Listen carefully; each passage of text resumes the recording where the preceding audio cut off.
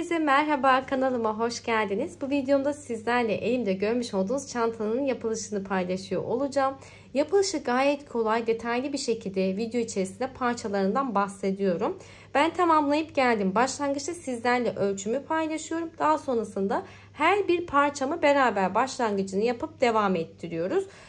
Daha sonrasında ise tüm parçaları tamamlayıp geldikten sonra birleştirme işlemi yapıyoruz. Şimdi kare bir parça çalışıyorum. Öncelikle 2 tane hatta parça çalışıyorum.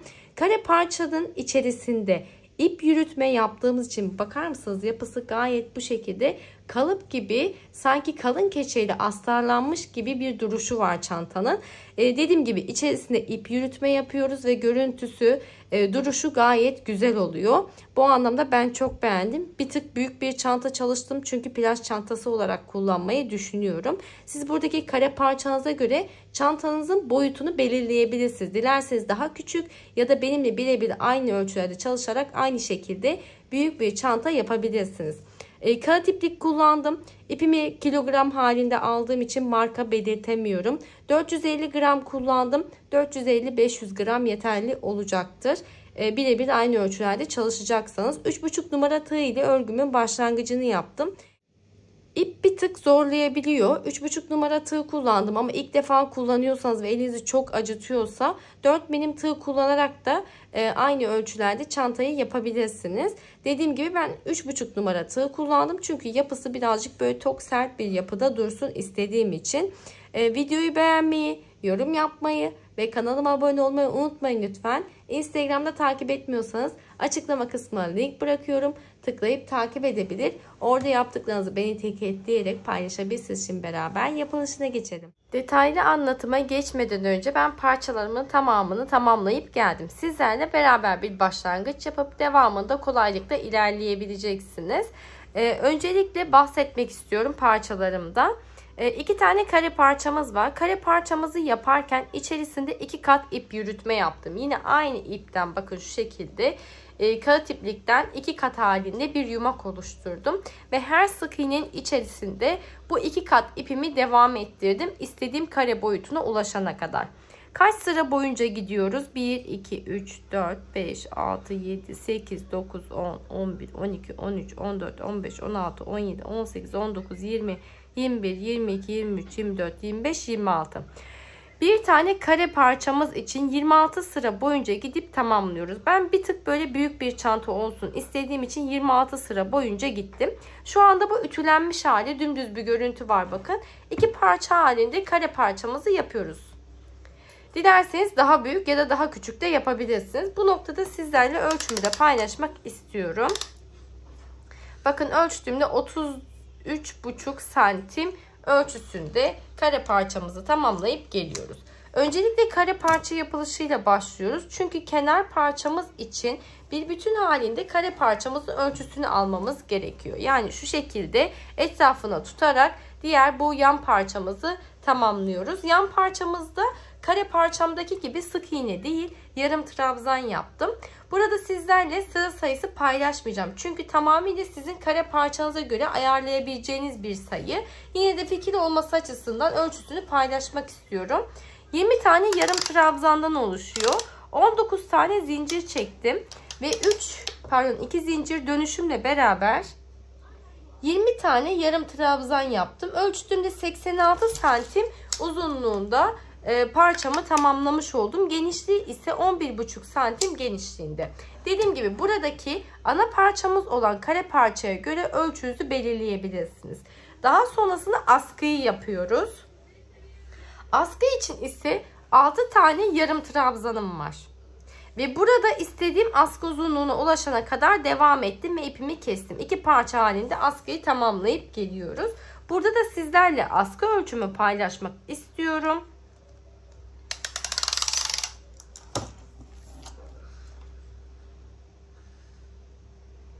Hemen şöyle ölçtüğümde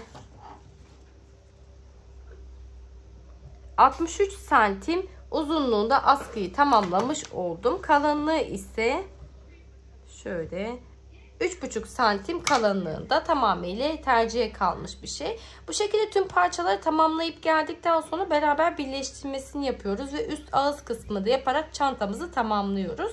Şimdi sizlerle kare parçanın başlangıcımızı yapalım. İpimin ortasına tığımı yerleştirdim. 1-2 kez döndürdüm ve tığ yardımıyla içerisinden çekerek sihirli halkamı oluşturdum. Şimdi siz farklı bir şekilde sihirli halka yapıyor olabilirsiniz. Nasıl yapıyorsanız o şekilde de başlangıcınızı yapabilirsiniz. Bir tane zincir çektim. Halkanın içerisinden tığımı geçirdim. İpimi çekiyorum. 2 tane ilmeğim var. Tek seferde çekerek bir tane sık iğnemi yaptım. Burada zinciri saymadan devam ediyorum. Boşluğa döndüm. İpimi çekiyorum. Tek seferde çekerek sık iğne. 2 tane yapmıştım. 3, 4, 5, 6 ve 7. 7 tane sık iğneyi yaptıktan sonra ipimizi örgümüzün arkasına çekiyoruz.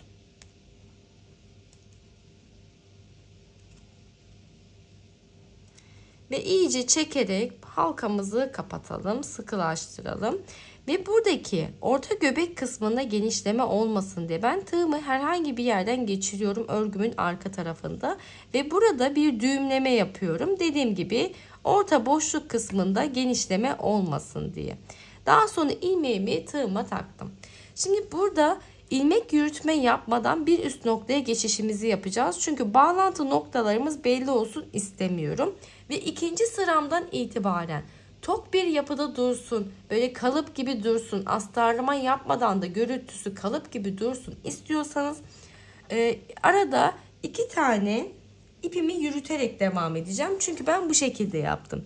Ama siz diğer türlü yapmak isterseniz yine modelimize aynı şekilde devam edebilirsiniz. Sadece ben duruşu dediğim gibi sert bir görüntü elde edebilmek için arada yine aynı ipten yumak oluşturup 2 kat halinde ipimizi yürütme yaptım. Kare parçamın sonuna kadar.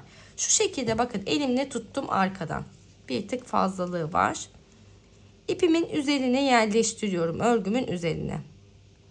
Burada bir zincir çekerek başlangıç yapmış olduğum noktadan tığımı geçiriyorum. İpimi çektim ve bir tane sık iğne yaparak bir üst noktaya geçişimi sağlamış oldum. Hemen buradaki bir tane sık iğnenin öncesine ilmek belirleyicimi takıyorum. Yandaki boşluktan tığımı geçiriyorum. 1. Aynı boşluğa döndüm. 2. 2 ve aynı boşluğa dönerek 3 tane sık iğne. Yandaki boşluğa geldim. Bir tane tek sık iğne. Yandaki boşluğa geldim. 1. 2 ve aynı boşluğun içerisine 3 tane sık iğnemi yaptım. Bu 3 tane sık iğne yapmış olduğumuz nokta bizim köşe kısmımız.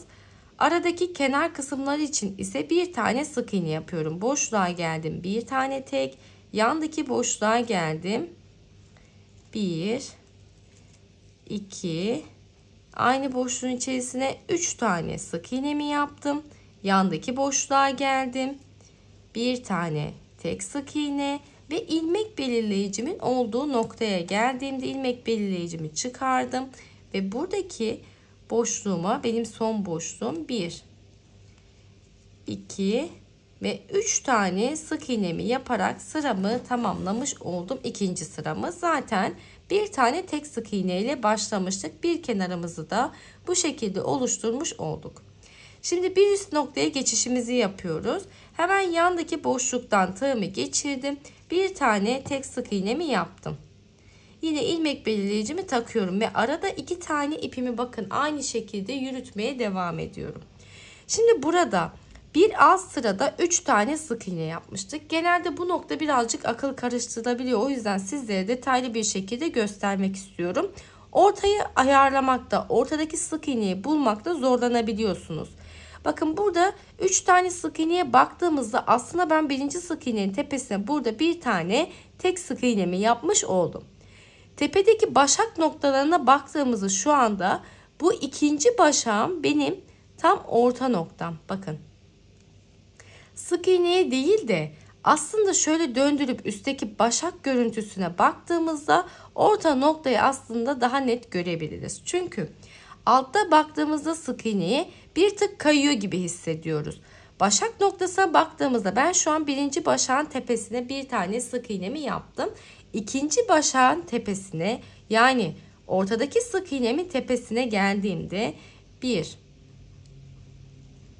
2 ve 3 tane sık iğnemi yaparak köşeyi devam ettirmiş oldum. Şimdi yandaki 3. sık iğnemin tepesine geliyorum. Bir tane tek devam ettim. Tek sık iğne. Buradaki 3 tane, bakın şurası benim 3 tane sık iğne yaptığım nokta. Tepesine hemen döndürüyorum. 1, 2, 3 tane başağım var. Birinci başağın tepesi bir tane sık iğne. İkinci başağın tepesine 3 tane sık iğne. Ve üçüncü başağın tepesine de bir tane sık iğne yapıyorum. Hemen birinci başağın tepesinden, yani sık iğnemin tepesinden tığımı geçiriyorum. Bir tane tek sık iğne. Ortadaki ikinci sık iğnemin tepesine geldim. 1, 2 ve 3 tane sık iğnemi yaptım. Yandaki 3. sık iğnenin tepesine geldim. Bir tane tek sık iğne. Şimdi 2 tane köşenin arasında ne kadar sık iğneye ulaştım? 1, 2, 3 tane tek sık iğneye ulaştım. İkinci sıramda bir tane tekti. Üçüncü sıramda 3 tane tek sık iğne. 2 köşe arasında 3 tane tek sık iğneye ulaştık. Devam ettim. 2, bakın 3 tane tek sık iğnemi yaptıktan sonra yine 3 tane sık iğne yapmış olduğum noktaya geldim. Ve birinci başağın tepesine bir tane sık iğnemi yapmıştım. Şimdi ikinci başağın tepesinden tığımı geçiriyorum. 1, 2 ve 3 tane sık iğnemi yaparak arttırmamı yaptım. Yandaki boşluğuma geldim. Bir tane tek. Şimdi diğer köşeye kadar 3 tane sık iğne. 2, 3 tane sık iğnemi yaptım. Ve buradaki 3 tane sık iğnemin olduğu noktaya geldim. Hemen yandaki boşluğumdan tığımı geçiriyorum. 1, 2 ve 3 tane sık iğnemi yaparak son köşemi yapmış oldum. Şimdi burada başlangıcımda bir tane tek sık iğne yapmıştım. Burada devam ederek 2 tane daha tek sık iğne yapıp bir kenarımızı tamamlamış olacağız. Yandaki boşluğa geliyorum. Bir tane tek ve ilmek belirleyicimin olduğu noktaya geliyorum. Bir tane tek sık iğne. Ve baktığımda toplamda 3 tane tek sık iğne ve 2 tane köşemizi yapmış olduk. Şimdi bir üst sıranın başlangıcı için bir tane sık iğnemi yaptım ve buraya ilmek belirleyicimi takıyorum. 4. sıramızın başlangıcını yaptık. Yandaki boşluğa geliyorum. Bir tane sık iğne yaptıktan sonra bakın üçlü grubun hemen orta noktasına geliyorum ve buradaki boşluğuma 1, 2, 3 tane sık iğnemi yapıyorum. Yandaki boşluğa geldim. Bir tane tek sık iğne. Yandaki boşluğa geldim. Bir tane tek sık iğne. Bu şekilde devam ediyorum. Ve bakın yine köşedeki üçlü sık iğnemin olduğu noktaya kadar geldim. Burada birinci sık iğnemin tepesine bir tane sık iğneyi yapmıştım. İkinci sık iğnemin tepesinden tığımı geçiriyorum. 1, 2 ve 3 tane sık iğnemi yaparak arttırmamızı yapmış olduk köşe için. Burada iki köşe arasında ne kadar tek sık iğnemiz var? 1, 2, 3, 4, 5. 4. sıramızda arada 5 tane tek sık iğneye ulaşmış olduk. Şimdi burada devam ediyorum. 5 tane sık iğne. 1, 2, 3, 4 ve 5. 5 tane sık iğne yaptıktan sonra üçlü grubun ortasındaki boşluğa geldim. 1, aynı boşluğa döndüm. 2, aynı boşluğun içerisine döndüm. 3 tane sık iğne ve devamında yine 5 tane sık iğne. 1, 2,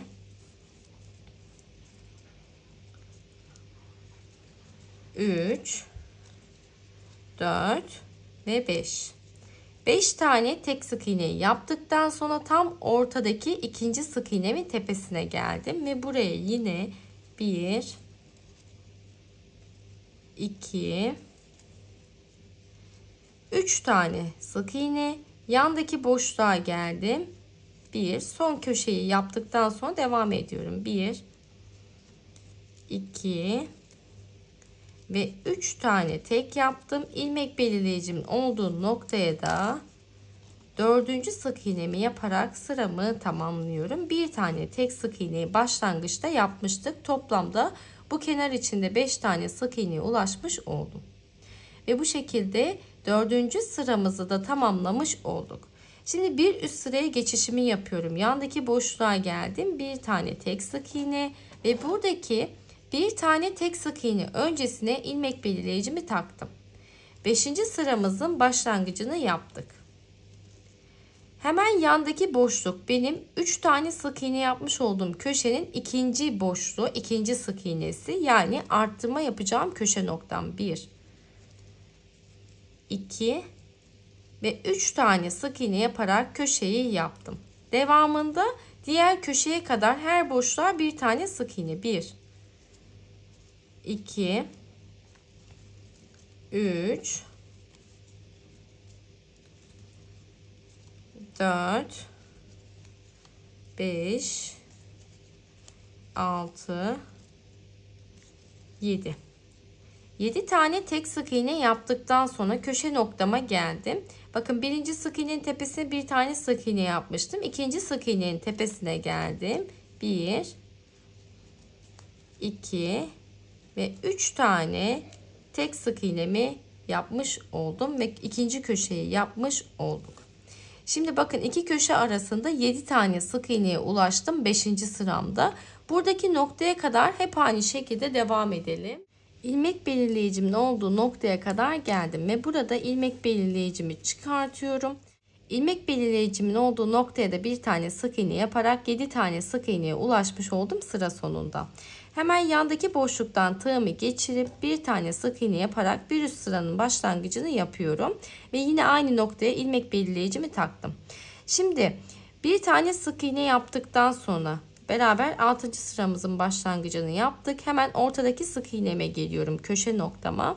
Ve buradaki boşluğuma 1, 2, 3 tane sık iğnemi yapıyorum. Arttırmamı yaptıktan sonra diğer köşeye kadar her boşluğuma bir tane sık iğne yaparak devam ediyorum. Hemen sayalım. 3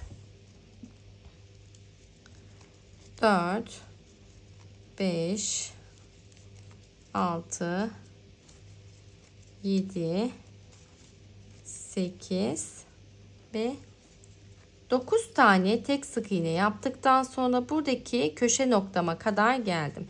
Ve köşe boşluğuma geldiğimde 1, 2, 3 tane sık iğne yaparak köşeyi yapmış oldum. Ve iki kenar arasında 9 tane sık iğneye ulaşmış olduk 6. sıramızda. Dikkat ettiyseniz her sırada 2 tane artış yaparak devam ediyoruz. Bir alt sırada 7 taneydi, şu an 9 tane. Bir üst sıraya geldiğimizde 11 tane.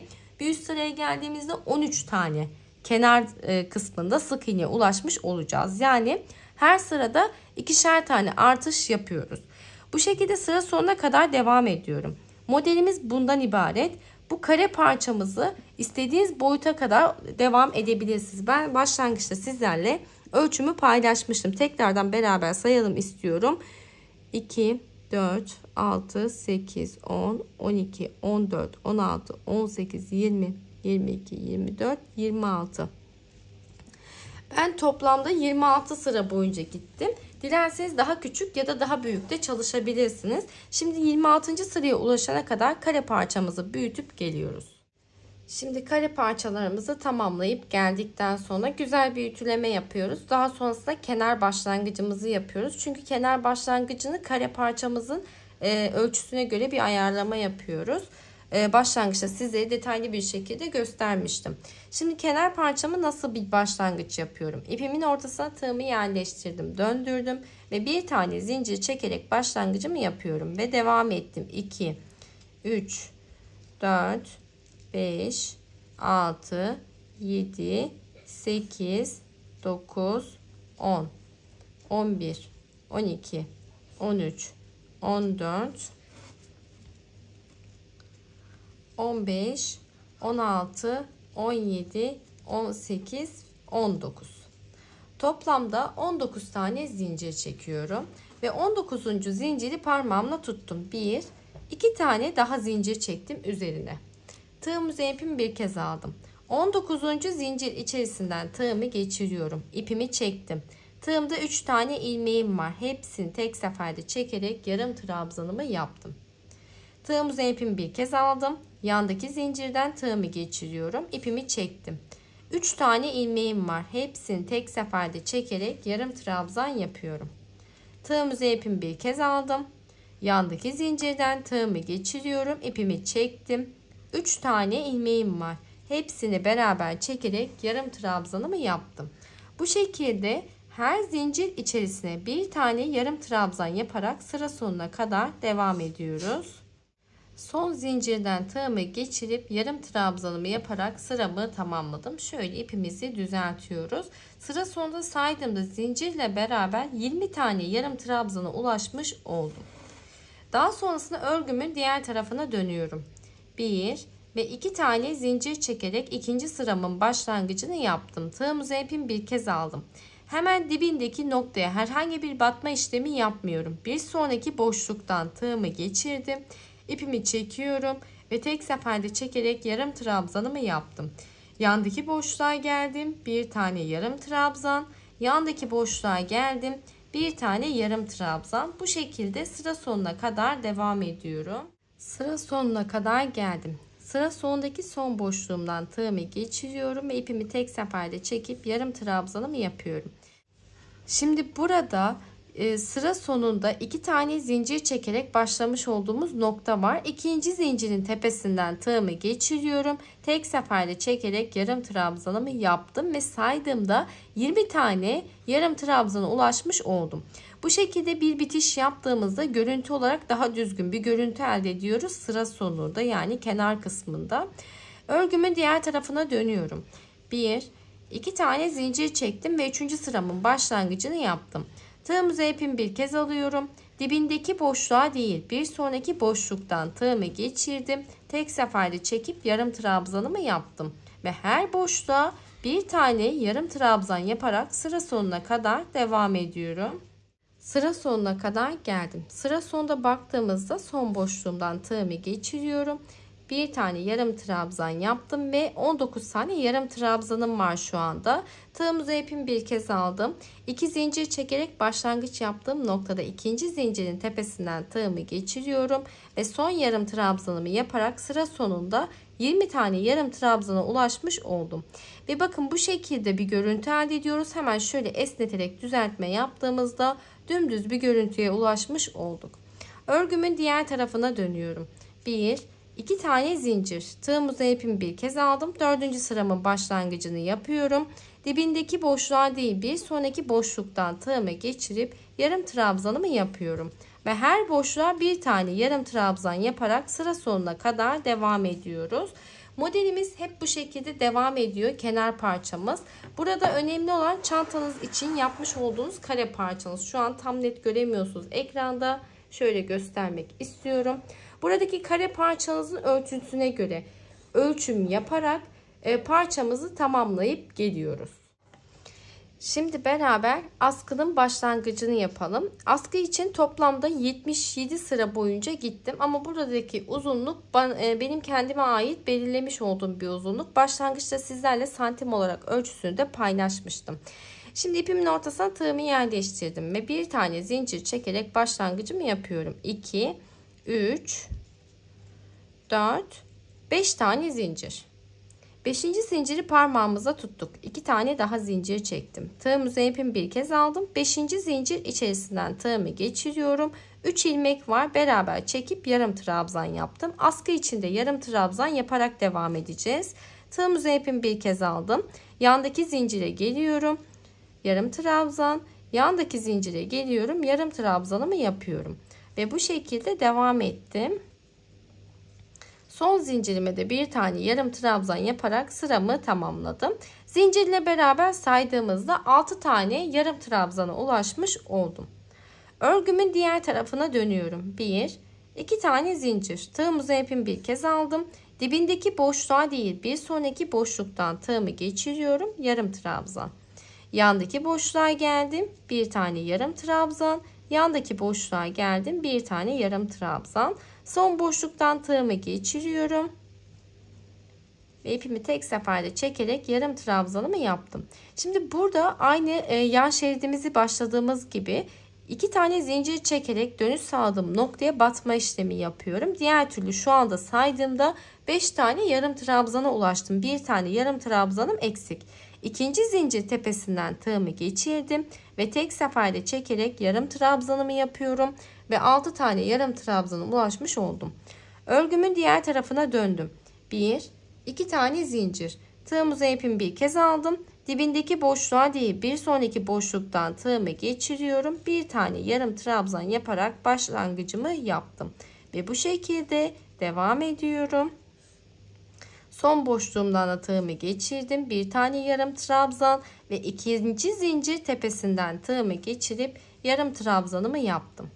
Ve yine 6 tane yarım trabzana ulaşmış olduk. 4. sıram için örgümün diğer tarafına döndüm. 1, 2 tane zincir. Tığımıza ipimi bir kez aldım. Dibindeki boşluğa değil, bir sonraki boşluktan tığımı geçirip bir tane yarım trabzan yaparak başlangıcımı yapıyorum. Ve sıra sonuna kadar devam ediyoruz. Son boşluğumdan tığımı geçirdim. Bir tane yarım trabzan. İkinci zincirin tepesinden tığımı geçirip bir tane yarım trabzan. Sıramı tamamladıktan sonra örgümün diğer tarafına dönüyorum. 2 tane zincir. Dibindeki boşluğa değil, bir sonraki boşluğa gelip yarım trabzan yapmaya başlıyorum ve sıra sonuna kadar devam ediyoruz. Şimdi askımız bundan ibaret. Askı için dediğim gibi istediğimiz uzunluğa ulaşana kadar bu şekilde devam ediyoruz ve 2 adet askı yapıp geliyoruz. Tüm parçalarımızı tamamlayıp geldikten sonra da beraber birleştirme işlemine geçiyoruz. Şimdi tüm parçalarımızı tamamlayıp geldikten sonra güzel bir ütüleme yaptıktan sonra sıra geliyor birleştirme işlemine. Birleştirme işlemini nasıl yapıyorum? Dikerek bir birleştirme yapacağım. Şunu söylemek istiyorum.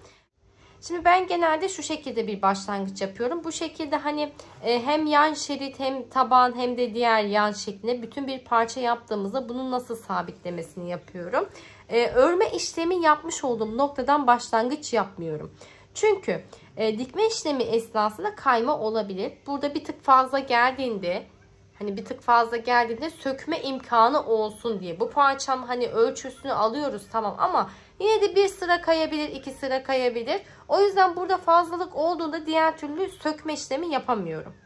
Sil baştan tamamıyla söküp parçamı tekrardan dikmem gerekiyor. O yüzden bakın burası benim bitiş yapmış olduğum nokta.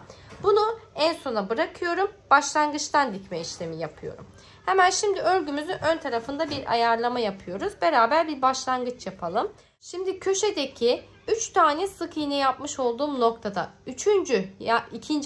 tam ortadaki sık iğnenin tepesinden tek daldan iğnemi geçiriyorum.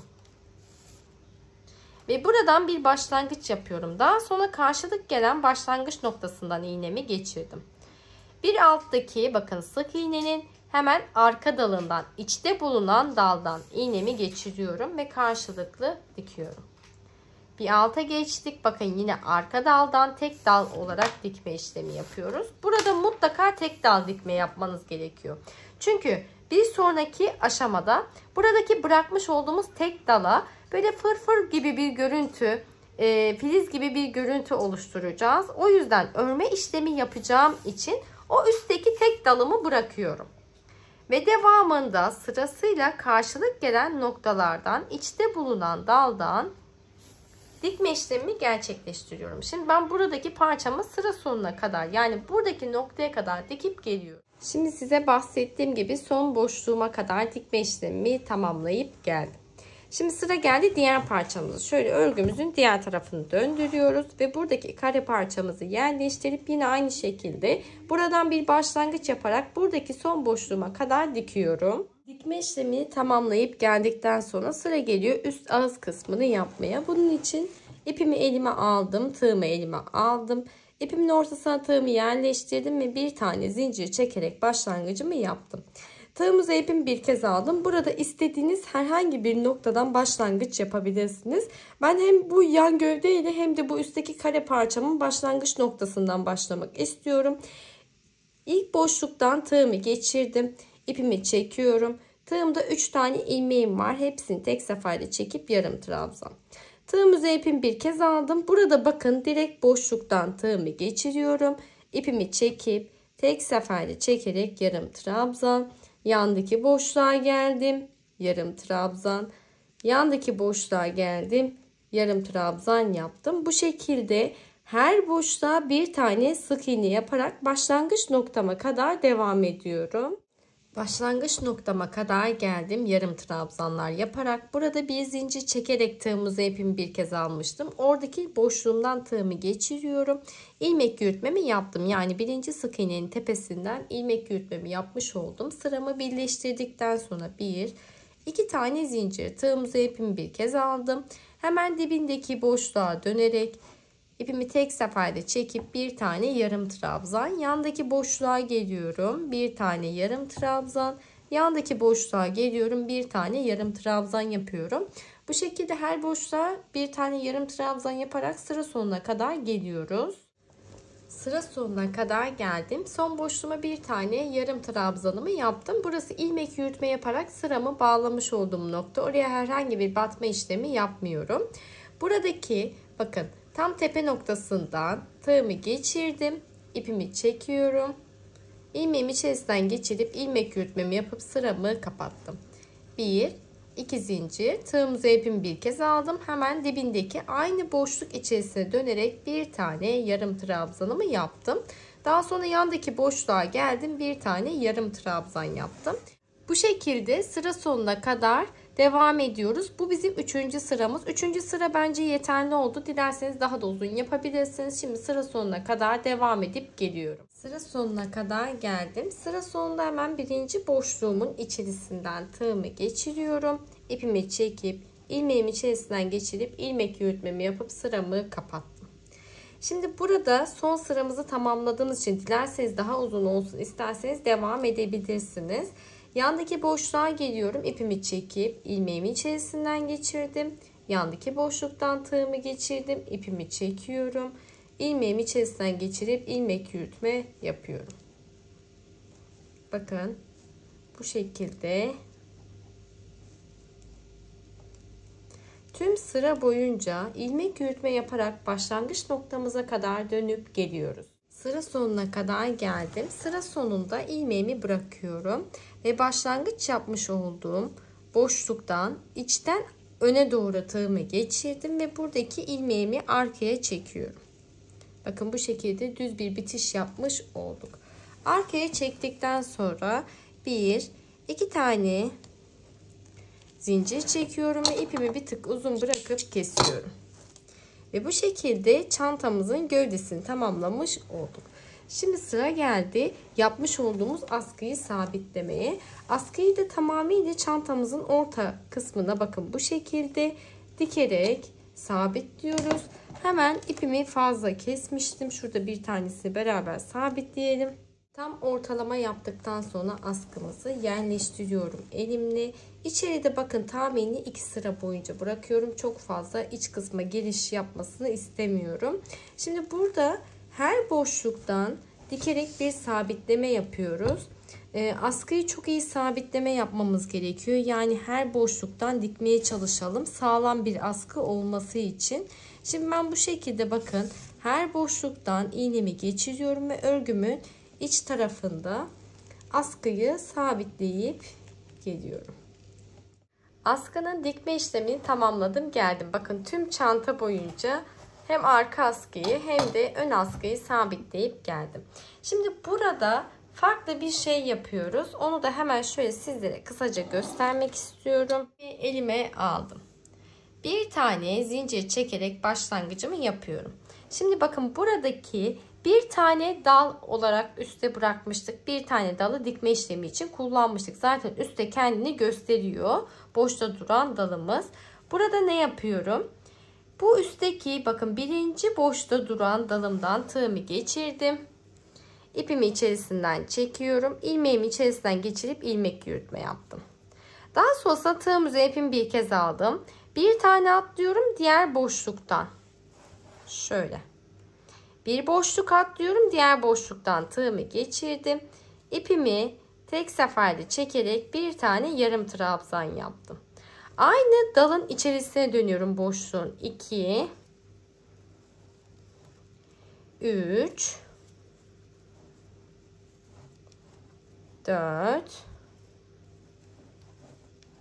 5 ve 6 tane yarım trabzan yapıyorum buradaki dalın içerisine.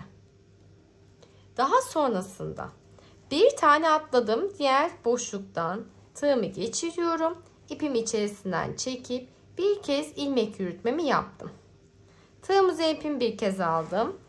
Bir tane boşluk atlıyorum. Diğer boşluktan tığımı geçirdim. 1 2 3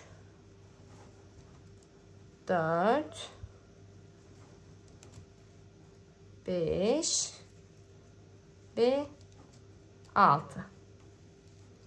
6 kez aynı boşluğun içerisine yarım trabzan yaptıktan sonra bir tane atlıyorum. Diğer boşluktan tığımı geçirdim. İpimi içerisinden çekiyorum. İlmeğimi içerisinden geçirip ilmek yürütme yaptım. Daha sonrasında tığım üzerine ipimi bir kez aldım. Bir boşluk atlıyorum. Diğer boşluğa gelip 6 tane yarım trabzan yapıyorum. Bu şekilde devam edelim. Şimdi sıra sonuna kadar geldim. Aynı başlangıçtaki gibi bir tane bitiş yapmamız gerekiyor. Sondaki boşluktan tığımı geçirip ilmek yürütmemi yaparak sıramı kapatıyorum. Bir tane zincir çektim ve burada ipimizi kesiyoruz. Artık çantamızı bu şekilde tamamlamış olduk ve sondaki boşluktan ipimizi içeriye çekerek artık çantamızın iç gövde kısmında gizliyoruz. Şimdi bu yapmış olduğumuz bölümü şu şekilde elimizle açarak bir düzeltme yapıyoruz.